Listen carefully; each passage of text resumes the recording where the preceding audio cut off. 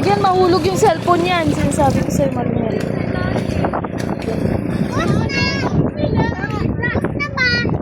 Madaming isda? Uy, yung cellphone ko. Madaming isda? Uy, madaming isda daw. Oh, clear, go. Mag-ano ka sa ilalim? Ayun o, ang daming clear o. Nakita mo? Ayun o. Ang daming fish o. Uy, baka mahulog ang cellphone ni Marnel. Tapos yan. Daddy! Waterproof yan eh. Ate din yun. Uy, tingnan mo. Doon. Ang daming isda. Mga sardinas.